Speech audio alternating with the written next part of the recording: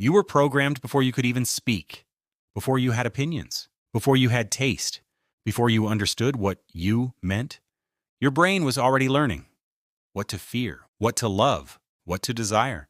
And here's the disturbing part. Most of that programming still controls you today. Your personality, your ambitions, your taste in music, even the people you're attracted to. There is a chance none of it was ever truly yours. Imagine being born somewhere completely different. Different country, different religion, different beauty standards, different social rules. Would you still be you? Or would you become someone unrecognizable? Most people answer too quickly. We like to believe there's a real self underneath everything, something untouched, something authentic. But psychology tells a much stranger story. Humans adapt to whatever surrounds them. Whatever you experience long enough starts feeling normal, then correct, then desirable, and eventually, it becomes your identity. From the moment you were born, your brain started absorbing patterns. How to get approval, how to avoid rejection, what makes people love you, what makes them pull away. Even before you could form memories, your nervous system was learning rules about survival. The quiet child may have learned that speaking caused conflict. The funny child may have discovered that humor created acceptance. The overachiever may have realized success was the only time they felt visible. But after enough repetition, the adaptation starts feeling like personality. And this is where things become unsettling. In the early 1900s, Ivan Pavlov rang a bell before feeding dogs. Eventually, the dogs salivated at the sound alone. There was no food, just conditioning. Humans work the same way emotionally. A song can trigger heartbreak.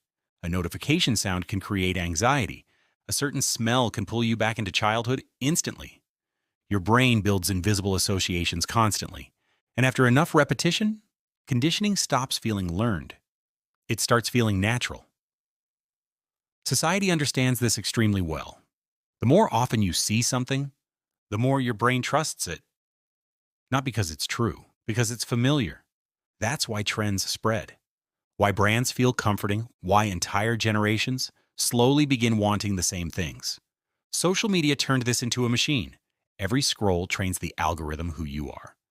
Then the algorithm quietly trains you who to become, what to admire, what to buy, what to desire, what kind of person gets rewarded. And the terrifying part is, you often mistake these influences for your own thoughts. Humans are imitation machines. In the 1950s, psychologist Solomon Asch ran a famous experiment.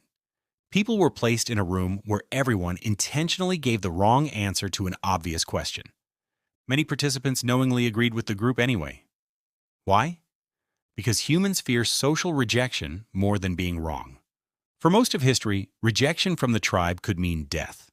Your brain evolved to conform first and question later. And modern life exploits this instinct constantly. The same opinions, the same aesthetics, the same humor, millions of people slowly becoming versions of each other, while calling it individuality.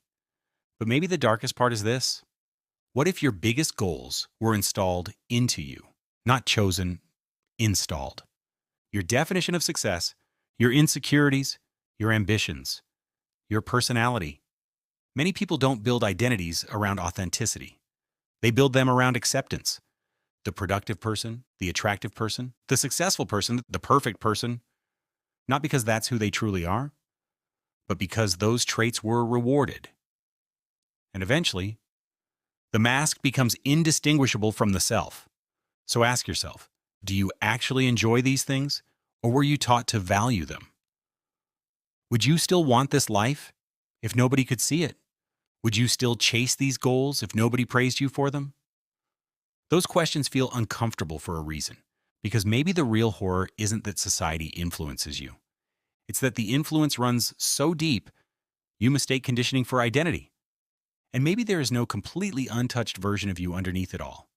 Maybe being human means becoming shaped by everything around you, but awareness changes something. The moment you notice the conditioning, you create distance from it. You stop automatically obeying every desire, fear, and expectation installed into you. And maybe real freedom isn't becoming completely unconditioned. Maybe that's impossible. Maybe freedom is simply becoming conscious of the forces shaping you before they fully decide who you become. So next time you say, "This is just who I am," pause for a second. Because maybe it isn't. Maybe you became the person your environment rewarded you for being. And if that's true, the real question isn't, who are you? It's, who would you have become if nobody had taught you who to be?